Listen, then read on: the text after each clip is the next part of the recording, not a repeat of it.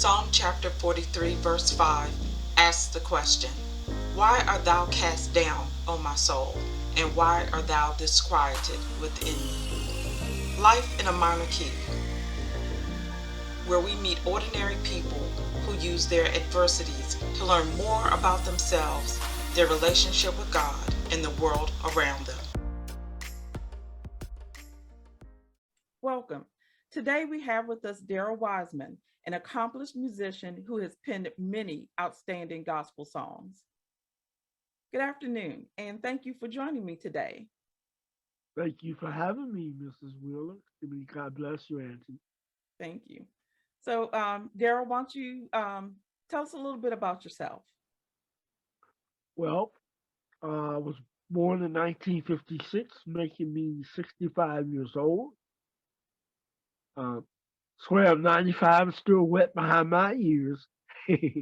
But anyway, I'm a musician. I've been all over. I've been traveling over to Europe and Hawaii, all over America, and Canada, So, Bermuda, Romania, Berlin, Germany, places like that. wow. So, what inspired you to publish your songs? Well, that's something I kind of really always wanted to do, and I just got so lazy about it. I'm one of those lazy musicians, you know. Anyway, then I ran into Brother Solomon Sparrow, and once he saw my resume, he said, "Man, you need to write a book about this stuff." So not only do I have that songbook with me, but I'm also working on an autobiography. An autobiography. Yes. Wow. Okay. It's So, already written. I have to get it edited and put into a book form, and then I'll be able to pass it around and maybe make a little bit of money at the same time. that's great. So, how long did it take you to get the body of music together? Well, usually right away at times, whenever the spirit moves me, basically. I don't like to just sit down and write music or come up with poetry or words to a song. I call myself waiting on the Lord, Jehovah and Jesus and Mary and the whole providence of heaven to kind of like lead me into the music that I I call myself saying that He wants me to do. So if I just sit down every day and do it, I feel like a mechanic. You know, at every moment, things have to be you know, really together. You're making the whole movement uh, available and understandable and appreciated by all. So it takes me about, let's say, if I was, for an example, those 6 songs that's in the witness book only took me 2 weeks to write all of that stuff. And that was because, in my opinion, the Lord had something for me to do, which was a uh, a retreat, a Christian retreat that I went on, and so that's what inspired me. That retreat inspired me to write uh, those 6 songs, and they all came in 7 days. So Wow. I mean that's kind of like a week, but it really did take about 2 weeks for it to uh, for me to finalize it. And then once I wrote it, I was able to record it with the famous, and he's passed now, Noble Jolly and Dr. Willie Jolly, the motivational speaker. Well, they had a studio, and I recorded in their basement studio. And things went very well for me. I might as well say that. I really appreciate knowing Mr. Jolly, the Jollies, and they have been part of my success story. So thank God for them, and may they rest in peace. Amen. So, what was the most difficult part of the whole writing process? Not just for the pieces that you did for the book, but just in general. What's the most difficult part? Of writing. Yes. Okay. um, the organization of the song. What's what like some people will write words first, then they'll put the music to it later on. Some people write the music first, and then they'll put the words to the song. Me, I kind of like a lot. I like when the Lord gives me the reason why how I know it's the Lord giving me the song is because both of those activities are working at the same time. Uh, Usually when I get the music, I get the words right along with it, which is very unusual but very effective. So you have mentioned many times that your inspiration came from God. So what advice would you give someone that's trying to write a song? Wow, I've never been asked that question. That's interesting. Okay, um, if for an example, I have a method of teaching. In fact, I'm giving free music lessons for the rest of my life. And I have, throughout my lifetime as a musician, have learned 11 songs. Uh, uh, have played 11 instruments. And so I first would say that if you really want to be a good writer, there's two things, in my opinion, that one needs to study. And in my book, it's mandatory, especially if your goal is to write eventually, and just for the fun of it. Like some composers will, well, let me finish. So I think it's some. I have the melodic end, the harmonic end, uh, and then the rhythm. So I was studying the piano and then the percussion family. That will give you the tools for every other instrument that you will learn to play that's in your orchestra. And so what I was going to say, some people when they write, they will write. For an example, there's a composer and very, very talented man. His name is Mr. Mac Myers. Yeah. And Matt, when he writes, he does not write necessarily to please people. If you notice and have heard any of the songs, they are to please, and the songs are directed to the creator. Yes. So, so you got two ways. Well, you got three ways, or basically four. Okay. Professionally, a hobby, you could purchase from a hobby, just for the love of music. Uh, when I say professionally, I'm talking about the business end of going around and performing at various places.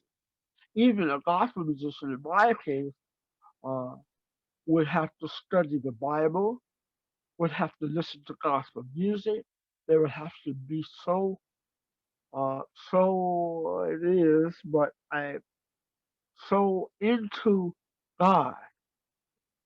The more they submit themselves to God, God will bless them with the knowledge and the wisdom to write very, very good music.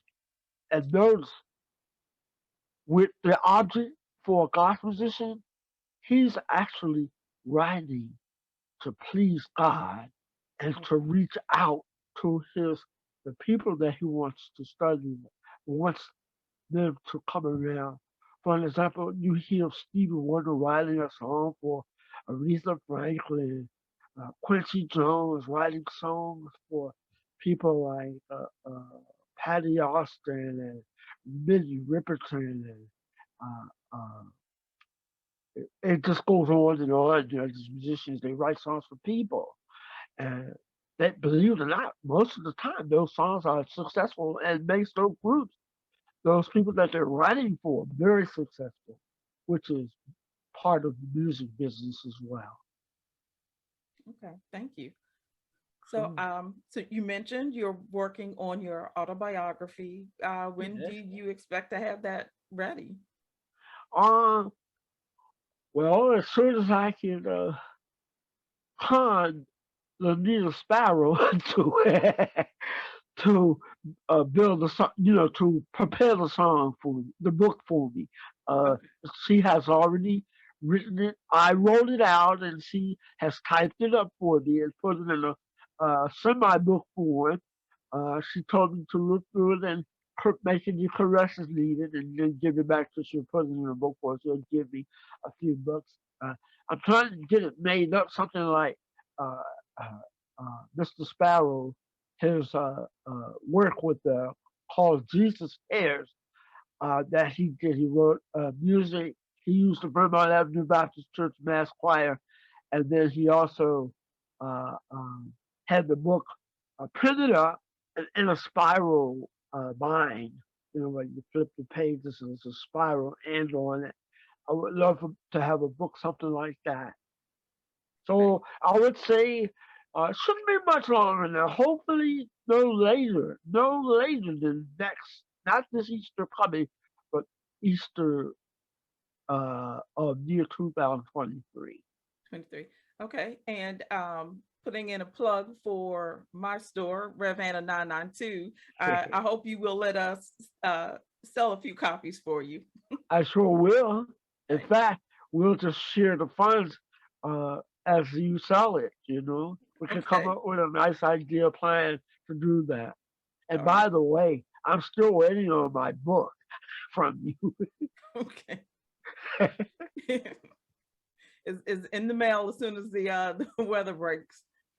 Okay, yeah, because we're supposed to get snow Sunday. Can you believe it? Yeah.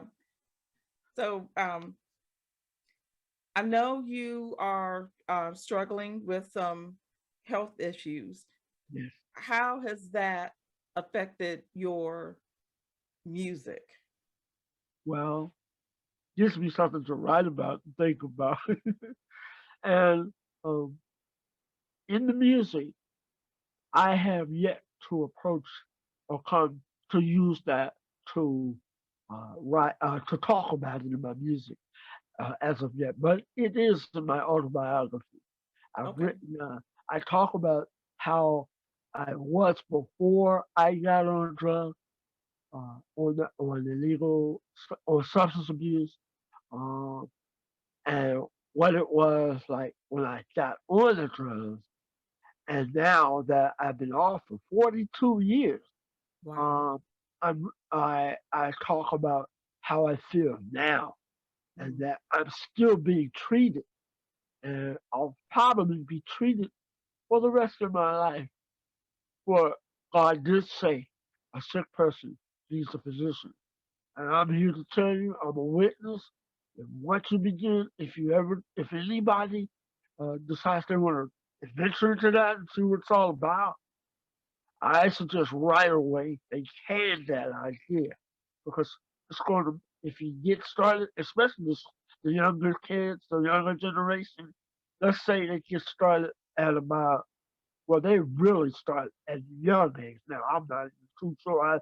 I'm trying to get back into study and having interviews because I have a company now, my own company called In the Garden, which is going to be a a nonprofit uh, organization where I will reach out and do some of the work like you're doing, Dr. Wheeler, Reverend Wheeler. That Dr. Wheeler did sound good for that time. Anyway, so yeah, so I lost my train of thought. But Oh, anyway, that's okay. So we will. You said the company is called In the Garden. yes, Okay, so we are going to uh, check that out, and I will be sure to let our viewers uh, get some more information on that company. I We had talked a little bit about collaborating to do drug intervention yes, video, and so uh, that's something that we are definitely going to work on for 22 and get that pushed out. So I thank you for your patience sure. in getting that together. Sure, no problem at all. All right. So the struggles you have had with drugs and other health issues, how did that affect your faith in God? I mean, was there a point where you felt abandoned, or was there a point where you felt that you were so far away that God couldn't reach you? Well, that's exactly what happened. What you said, the very last thing you said. I was on drugs for about 11 years and I did everything but use a syringe. Right now, when I even go to the hospital for my medicine, I take one. I'm on I'm on 6 different medicines, and include one is not a medicine. It's basically just a vitamin. So let's say 5 basic medicines, site medicine, and uh, it will see. It first starts on your mind. Once that stuff gets into your system, your body, not only is it's 3 areas, four basic areas is you're gonna have they have to deal with. It will affect your mind. It will affect the blood in your body. It will affect it will affect the uh,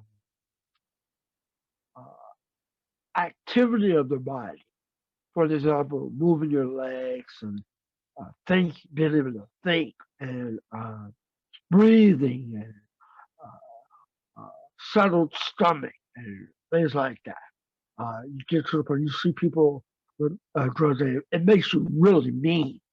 I mean, it makes you mean.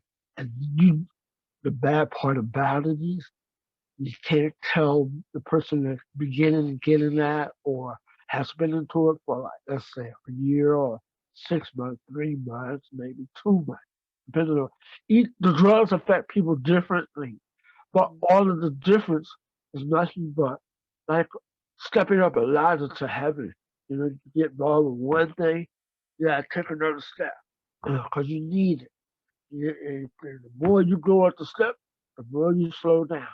And then when you get to that step, you're gonna find you're gonna be able to reach it, and then that's where God is like, huh, maybe next should I stop? Should I intervene now, or no, I'm gonna give him some more time to see that because He's gonna let that person go through until they hit rock bottom, and once they hit that rock bottom, not only God is a good God, but you have ain't but 2 options left now. You're either going to do what He says, or you're going to wind up missing out on a whole lot of good things in life. Right. It may get you locked up. It may get you real sick till you can't help yourself and things like that. You're going to be dependent on everybody. And so I suggest if they get started, like I said before, at a young age, and they get to be 65 years old, like I am, well, I depend on people. I don't eat properly. I'm weighing 125 pounds. I'm 5'4". I'm sorry, 5'3", 5'4", somewhere around there. And I need more flesh, more weight on my body Yeah. in order to deal with the winter, in order to and once I gain this weight, I have to tame myself. Exercise is really good if you're on drugs. Exercise, fruits and vegetables are real good if you're on drugs. Let me say, by the way, they have legalized marijuana in a few states, and I would say that uh, the only good things about marijuana, if you smoke it, the good things about it is that it will make you hungry. So if a person goes to a doctor and tell them they're not eating well, or whatever the circumstance might be, and they're on drugs, the doctor will say, well, you got to cut it out. It will make you hungry. I can give you some marijuana. That might make you hungry. But they have other things in the pharmacy and the drugstores and stuff Yeah. that you could So, take that will also, develop hunger. right. So, So, Darrell, and then my this, thing is the other thing, just real quick. The other thing is that uh okay, so Darrell, tell us what you want people to take away from your story today. okay, be wise. Make the best decisions that you could ever make. As far as the drugs are concerned, uh, you need to listen to people. Talk about what you want to do. Uh, your parents, you're going to find in life that there's nobody else on this planet that's going to love you like your parents, whether they be good parents or bad parents. Deep down in their heart, they have a place for their children. I know it, you know it, and everybody else knows it. Sometimes we get clouded visions of we anticipate what's going to happen. We try and read the future. And that's what that stuff does. It makes you very imaginative. So you gotta listen, you gotta think, and then you have to respond. Keep God first place in your life, and He'll take you anywhere you want to go. So, where do you go from here? Uh oh. I don't know. um, I want to go to Africa. Really? Never been there. My sister has been to Africa twice. She's a nurse and uh, very good nurse, and she's beautiful people. She's the youngest sibling, and um, so I would like to go to Africa. She was in Liberia. She works with AIDS patients. That's Okay. another thing too. Just real quick, the drugs will cause you to have all kinds of infections, and you start vomiting. A whole lot of unnecessary stuff. But anyway, I would like to record some more of my music. I would like to play and meet with some good people. I suggest even going back once again to the drugs for them to be around people, positive people, even if they are into the drugs. Be around positive people so that you can learn something. Be a explorer, a pioneer. Mhm. Don't just, life is, I'm on this drugs and I know I ain't never got it. No, don't go that way. Because that's the devil leading you to a doomsday. And Okay. it will definitely, I've seen a lot of people murdered, friends thrown off balconies, people committing suicide. Even myself at one point was suicidal. So I would like to develop my program in the garden to deal with that kind of a thing. In fact, one of the starter ideas, two starter ideas, I want to develop a paper, my own paper, newsletter, so to speak. And then the other thing would be, well, I forgot. Paper, I forgot what I was going to say. Oh, in the garden. Uh, to deal with those types of things. You're homeless. If you're homeless, just be an outlet to, and if people come to you, hey, how can you do what? How did you get help? And what did you do? Provide that kind of information to the public. Okay.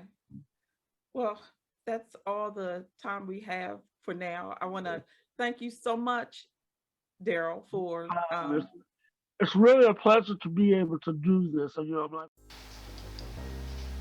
if you would like to share your story, please email lifeinaMinorKey992@gmail.com. Thank you. You will find this and more original works by African American authors on topics such as inspiration and self-help and some fun children's books. Check out www.redvanna992.com. And for more original programming, be sure to subscribe to our YouTube channel.